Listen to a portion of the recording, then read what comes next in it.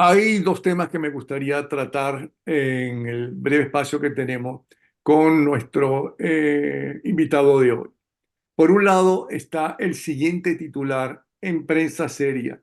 El caos masivo estalla en los campos universitarios de todo Estados Unidos a medida que se intensifican las protestas a favor de Palestina. Y están las principales universidades de los Estados Unidos con ese gravísimo problema.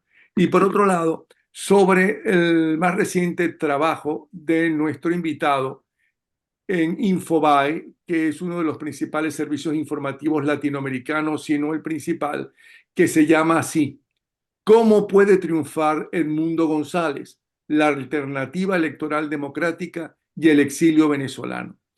Bienvenido para escuchar qué Muchas gracias piensa por la un hombre que invitación. sabe de los temas, como es Ricardo Israel, abogado, académico chileno, exdirector de Ciencia Política en la Universidad de Chile, comentarista internacional, candidato presidencial de su país, también exiliado en una época por culpa de la dictadura de su país.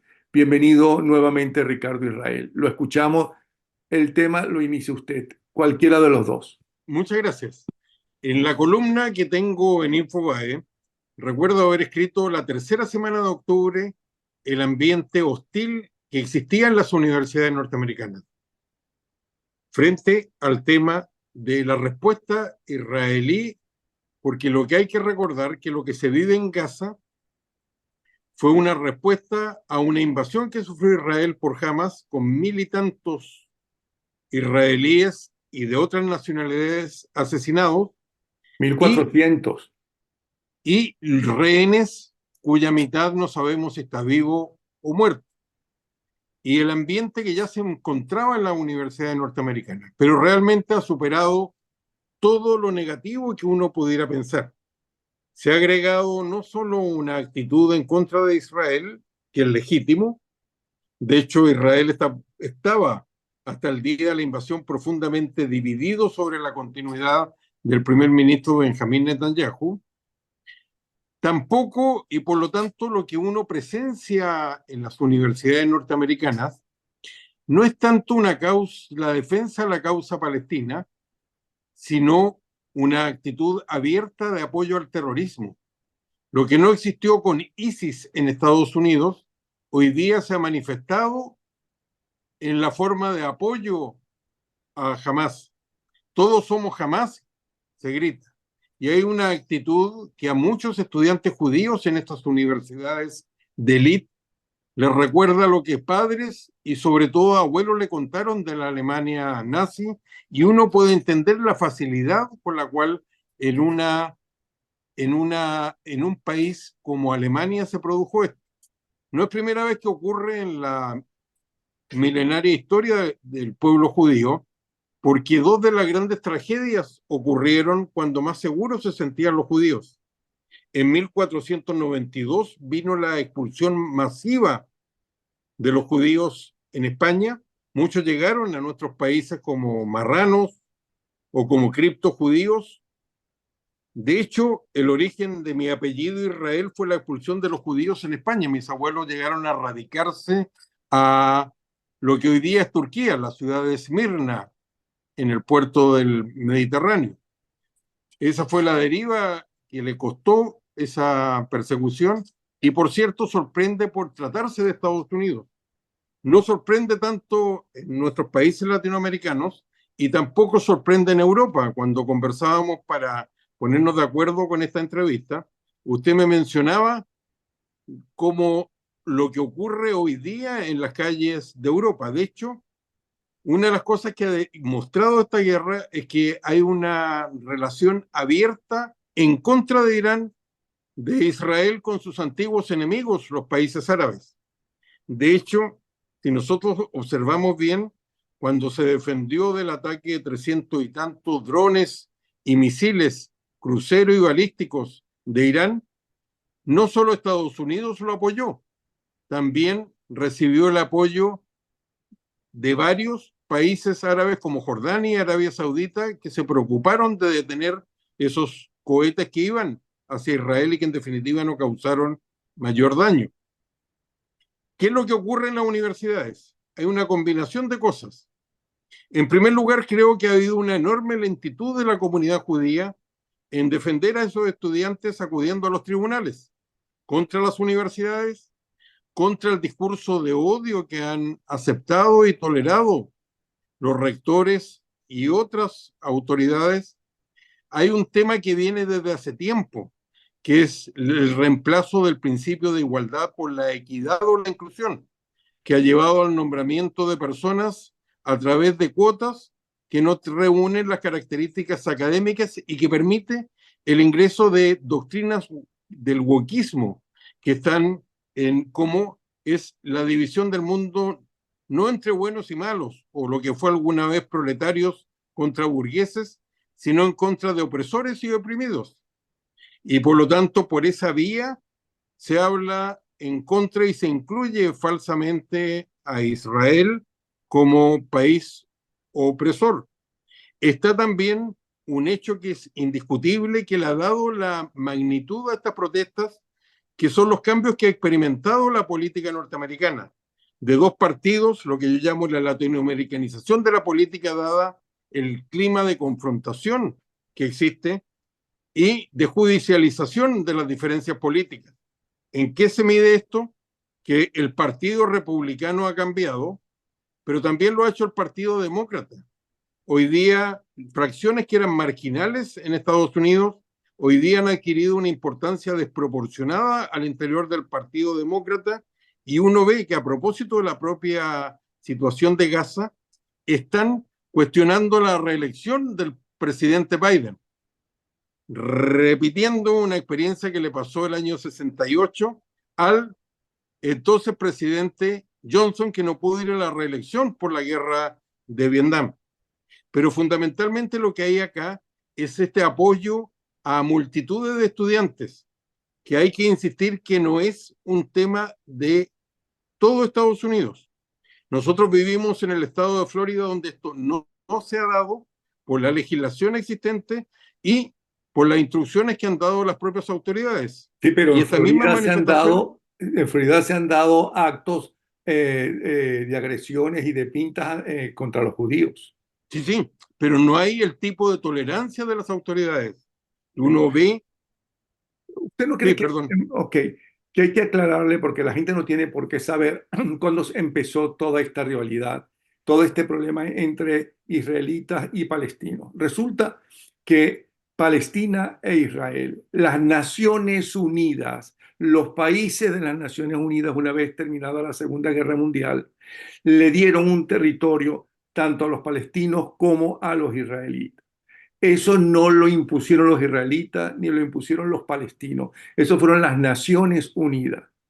Resulta que los palestinos, Israel se declara independiente en 1948, pero los palestinos no han podido tener su propio país unido, concreto. Desmiéntame si estoy diciendo lo contrario, pero han tenido elecciones.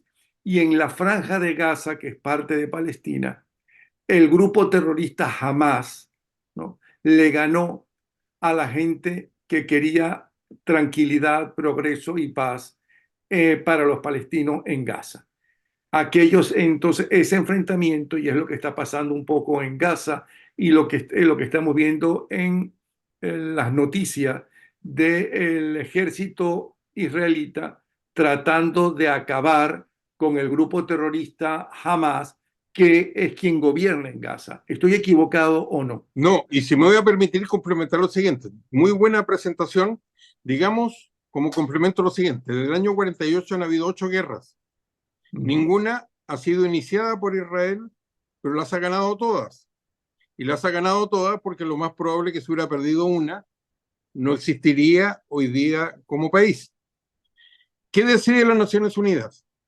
Crear ese territorio, tal como usted lo ha dicho. De hecho, más de la mitad del territorio de la Palestina histórica ya había sido entregada a un nuevo país, Jordania. En Jordania habían instalado a un aliado, que eran los hachemitas, ocupando más de la mitad de ese territorio. Como todos se consideraban que eran parte de la Palestina, Lo que dice la resolución que se crea un país judío y un país árabe, tanto que el año 48, lo que es hoy día la Cisjordania, fue ocupado por Jordania y lo que era Gaza fue ocupada por Egipto. Egipto. El año 67, Israel, al igual que el año 48, ofreció compartir esto porque al crearse el Estado de Israel, al día siguiente fue invadido por los 5 vecinos, ejércitos profesionales, la guerra más difícil, pero Israel sobrevivió. Fue rechazado, como también fue rechazada todas las ofertas que ha hecho Estados Unidos. En su memoria, el presidente Clinton recuerda que Arafat rechazó una oferta que le hizo el entonces primer ministro de Israel por el 97% del territorio y lanzó la intifada, ese levantamiento violento, y jamás en su declaración, al igual que Irán, no quieren una reivindicación nacional. Ellos están por la yihad, son un grupo religioso que efectivamente ganó una elección local, pero su primera víctima fue un golpe de Estado.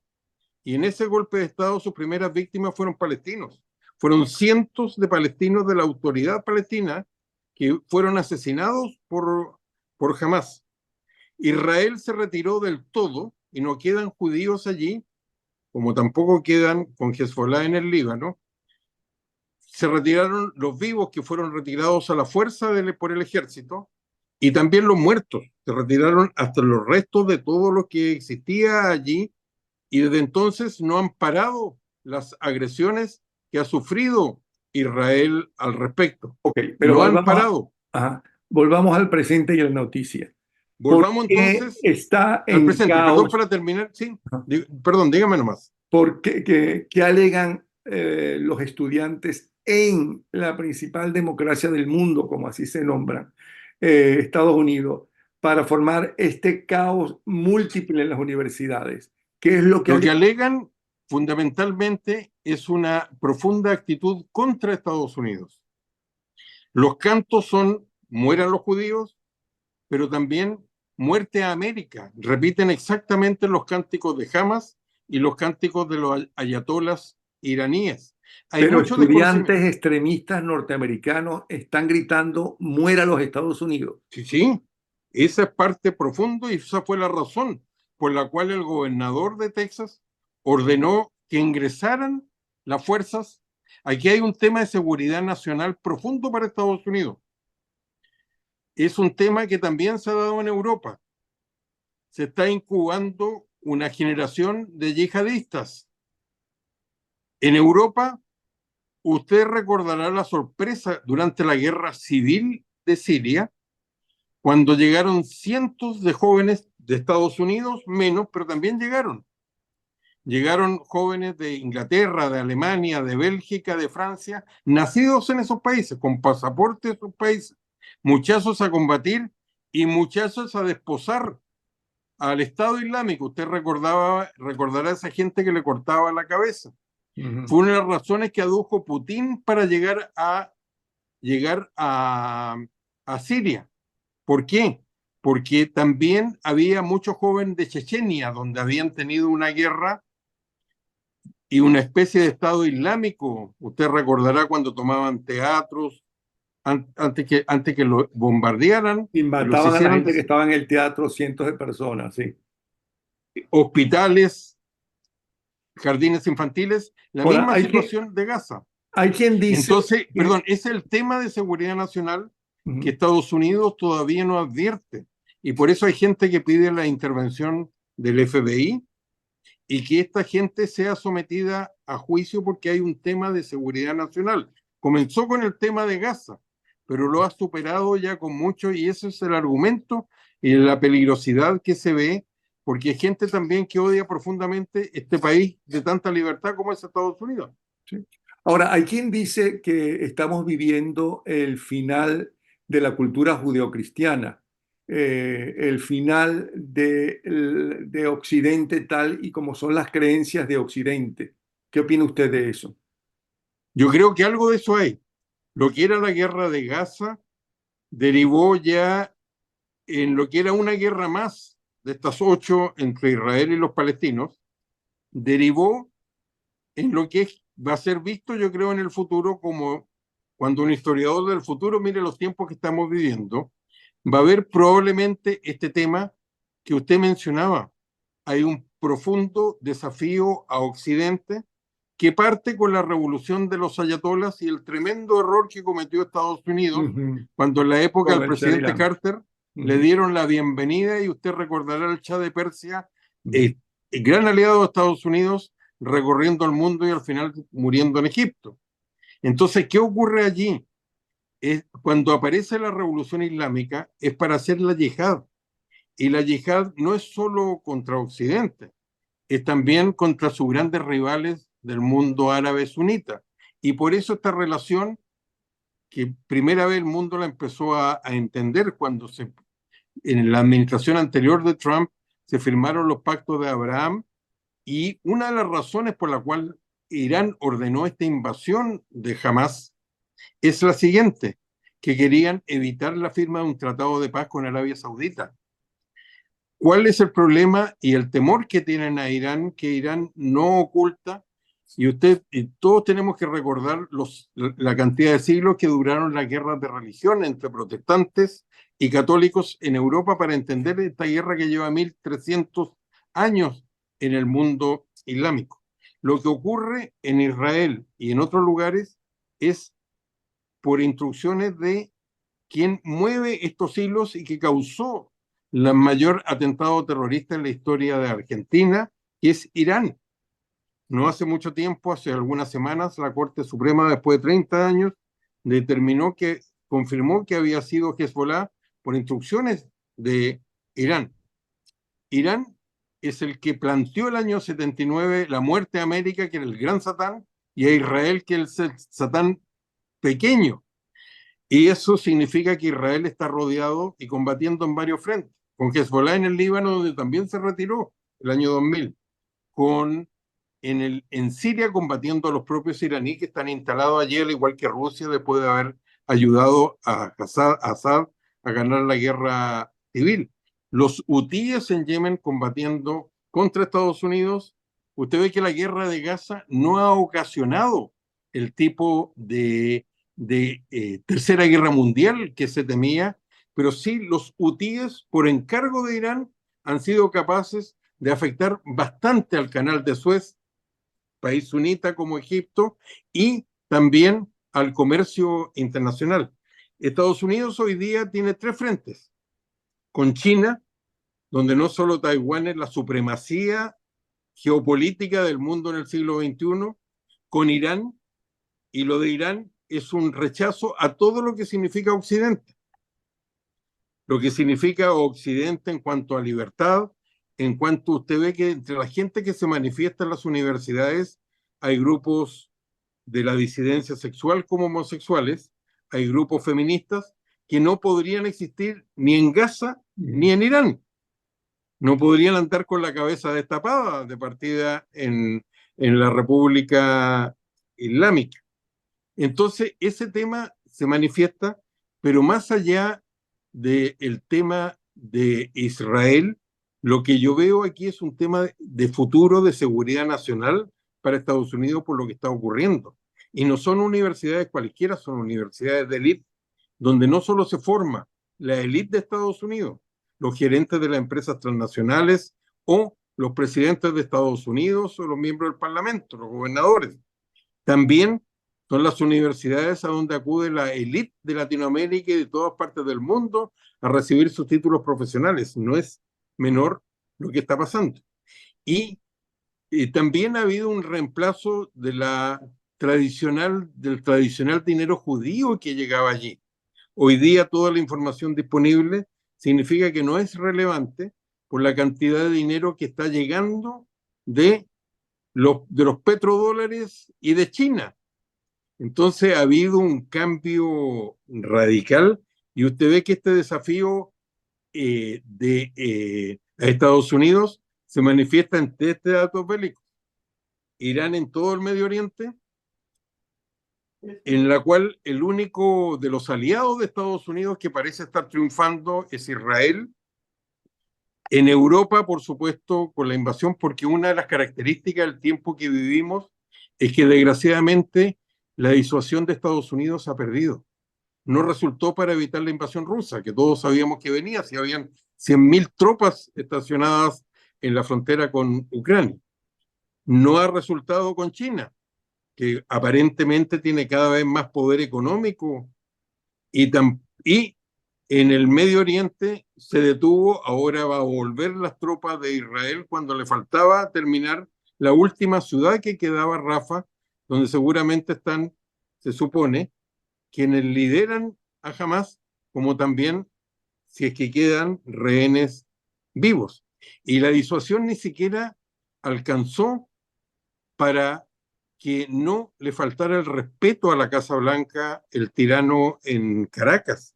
Usted ve que llegaron a un acuerdo en Barbados, donde había levantamiento de sanciones, licencia que se retornaba para empresas petroleras, a cambio de que hubiera una elección limpia, y lo primero que hicieron fue renegar de esa promesa, y no sabemos todavía si van a haber elecciones y qué características van a tener.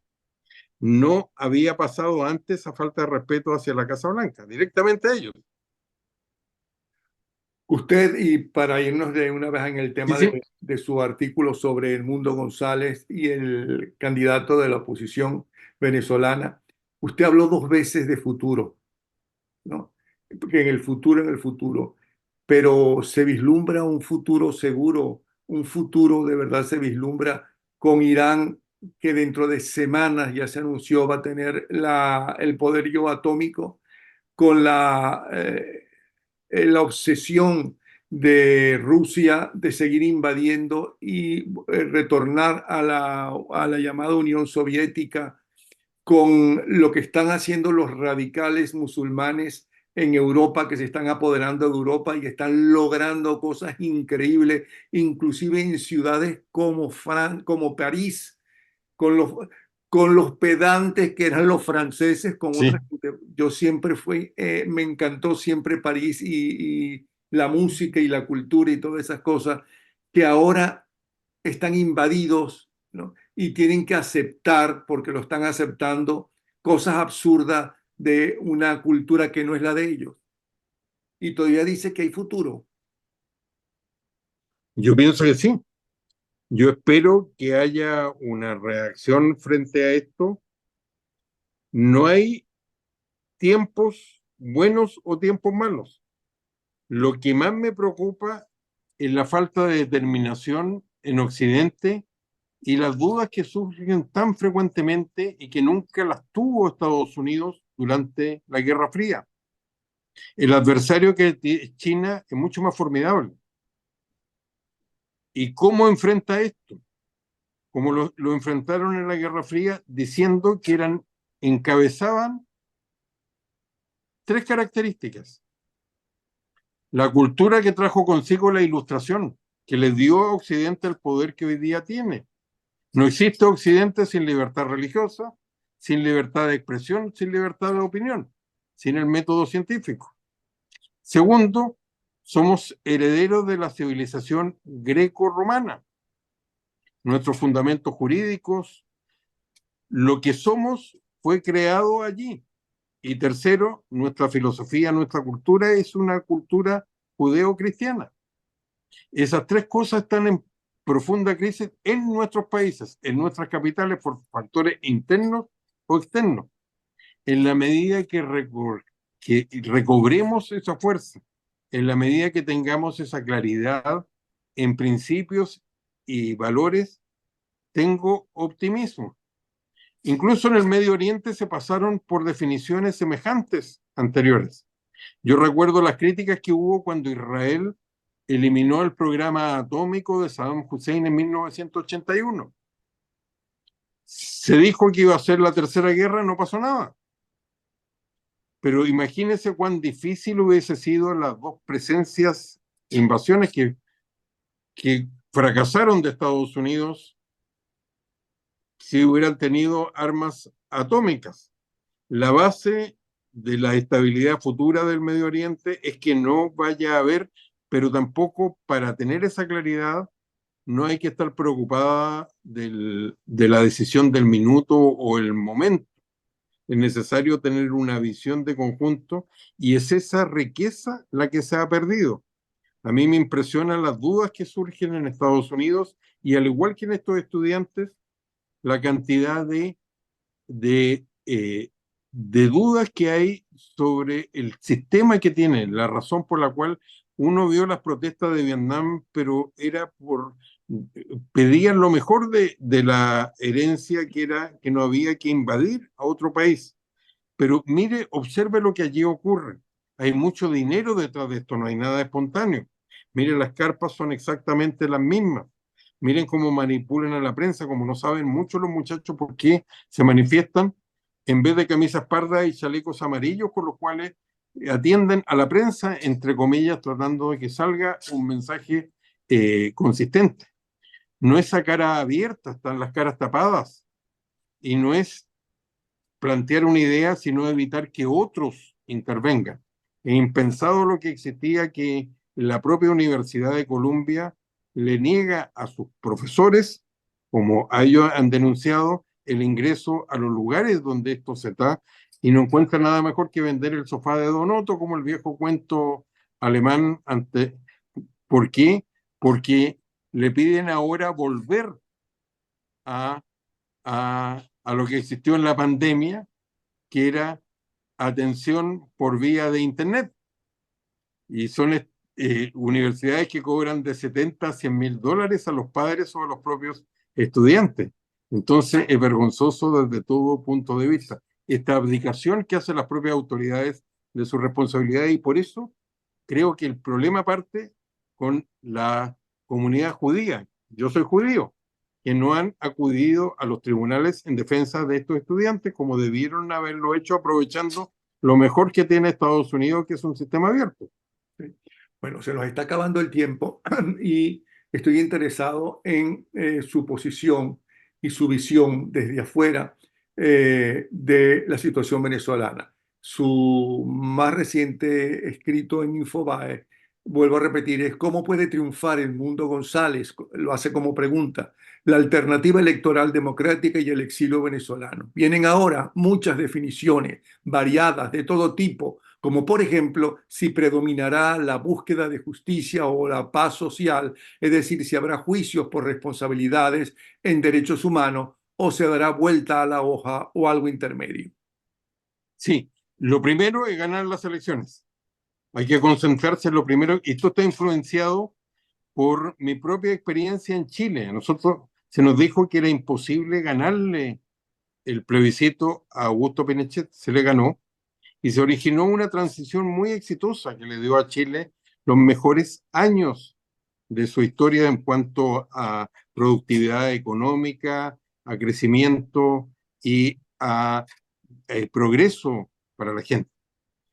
Los, los procesos de transición a la democracia están llenos de espinas, pero también de rosas. Pero espérese un Son momentito. complicados. Pinochet no era ni narcotraficante, ni estaba aliado y guardaba a dos grupos terroristas colombianos, ni estaba influenciado por Cuba sí, influenciado por Cuba, y ni estaban intereses chinos y rusos dentro de Chile en ese momento. Pinochet era un dictador, es verdad, pero era nacionalista. Eso es un dictador nacionalista, pero también usted no imagina el temor que había. Ujú. Mis padres llegaron a este país como expulsados por Pinochet, sin ninguna otra acusación que haber sido amigo personal de Salvador Allende. Son 3.000 y tantos víctimas muertas, personas Sí, asesinadas. sí, fue un 1.000 y tantos asesinato. hoy día no se sabe dónde están. Mm. Nunca se encontraron los restos de ellos. Porque los Lo tiraban al de mar. Venezuela es mucho peor. ¿Sabe por qué? Porque no solo es una dictadura prolongada en el tiempo, es una dictadura de la delincuencia organizada transnacional. Eso es lo que le digo. Exactamente, tiene esa característica. Pero ya que estamos en este proceso, todo parte por ganar las elecciones. Después viene una transición que está llena de complicaciones. Le cuento algo, yo tengo un amigo de mi vida académica que estuvo muy cerca del embajador Abrams, Elliot Abrams. Ujú. Recuerda que usted fue la persona encargada para tratar de deshacerse de Maduro en la época de Trump. ¿Se acuerda usted que hubo una fecha que era como mágica, donde se suponía que el general Padrino iba a apoyar un levantamiento y al final no pasó nada? Ujú, ¿Sabe la explicación que él me dio? Que creía que eso no se produjo porque la corrupción era tal que existe el cartel, como usted sabe mejor que yo, de los soles. Está el narcotráfico metido a todo nivel. Y ellos llegaron a la conclusión que si había una transición y pasaba a ser una democracia como todo se espera, no iban a poder evitar que fueran juzgados por la violación a los derechos humanos como ocurrió en Chile y en otros países. Por eso le digo, es el tipo de decisiones complicadas que trae consigo una transición, porque hay países que aunque hayan sido gobernados por gente de otras ideas, como Lula en Brasil o como, eh, o como el Frente Amplio en Uruguay, nunca, si usted se fija, han hecho lo que hizo Chile o Argentina en relación a las dictaduras militares. Esa es la complejidad que tienen estos procesos. Y lo primero es ganar la elección. Ya obtuvo Venezuela algo que no había tenido estos años, unidad. Ya ha tenido una cuota que Chile tampoco tuvo, que lo hace aún más difícil. Las llamadas oposiciones funcionales, que son gente que se dice de oposición, pero está al servicio del régimen, y usted ve la cantidad de candidatos que tiene Maduro solo para dividir la votación. A nosotros se nos decía que era muy difícil derrotarlo por el poder que tienen sobre todo para un plebiscito sí o no. Hay dictaduras que funcionan en el Medio Oriente eh, únicamente con el carácter de plebiscito, pero siempre por las dificultades que significa una dictadura o dicta blanda, lo que sea, es terriblemente complicado. Ahora, María Corina Machado posibilitó todo esto porque le quitó el miedo a la gente. La gente está en las calles, le dio el optimismo, no va a ser el poder contra la gente que no tiene ningún poder y que es masacrada, como ocurre en Venezuela. Usted ve como los adherentes de los líderes más conocidos son secuestrados, tomados presos, atacados a todo nivel. Todo eso se da, pero lo primero es ganar la elección. Entonces, eso le apunto, hay que concentrarse en lo primero que es lo primero, lo mucho que se ha avanzado, pero también lo mucho que falta por hacer con un régimen que hasta el último minuto puede sorprender y dejar todo amarrado en caso de perderlo. Y si lo pierde, mire lo que está pasando por primera vez con la posibilidad de la Corte Penal Internacional contra Maduro. Para esta gente el doble o nada. Entonces va a ser difícil ganarle, va a ser difícil que acepten el resultado, y ujú. el resultado en Chile, por algo que tampoco hay que aceptar en estos procesos a todos los descolgados del régimen, quitarle todo el apoyo nacional o internacional que se pueda.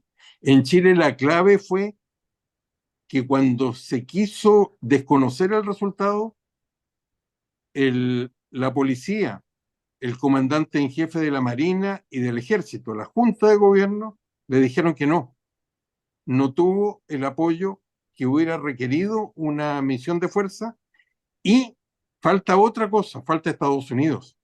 Estados Unidos ha preferido el petróleo sobre la democracia. Es una pena, pero eso es lo que demostró Barbados. Mire cómo ayudaron en un lugar donde hay menos represión, mucho menos que como en Guatemala, cómo ayudaron a que Arévalo fuera aceptado su triunfo en Guatemala, cómo se movilizaron. Y lo que Estados Unidos sigue siendo el factor indispensable. ¿Cómo sigue siendo el factor indispensable? Porque es tan grande la dispersión de ni siquiera la guerra civil no solo en la historia de América Latina, ni siquiera la guerra civil de Siria ocasionó los millones de personas que ha ocasionado el Castro chavismo en Venezuela. Y no hay duda que una posición firme de Estados Unidos va a cambiar. ¿Sabe lo que fue resultado lo que hizo Estados Unidos, que como es de conocimiento público, fue vital para el golpe de Estado contra Allende. Hay miles de páginas en una comisión investigadora del Congreso americano, del Senado americano, sobre que documenta la intervención de Estados Unidos en la política interna de Chile.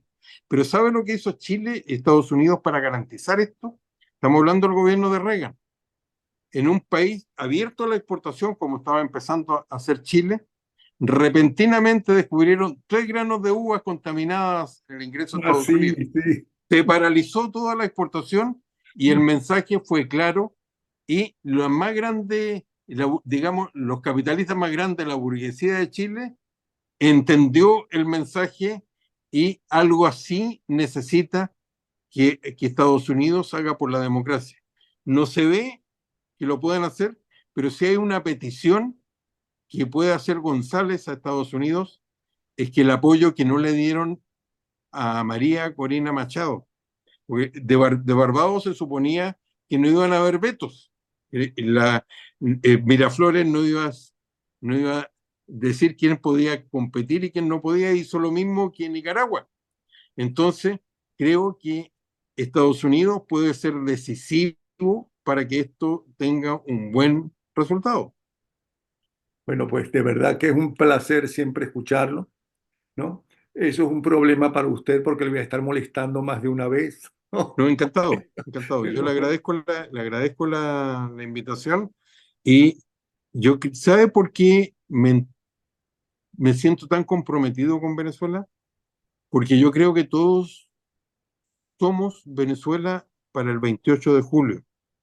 Cuando Chávez fue electo, había una dictadura en América Latina, la cubana, con dinero venezolano, hoy día son 4 y creciendo.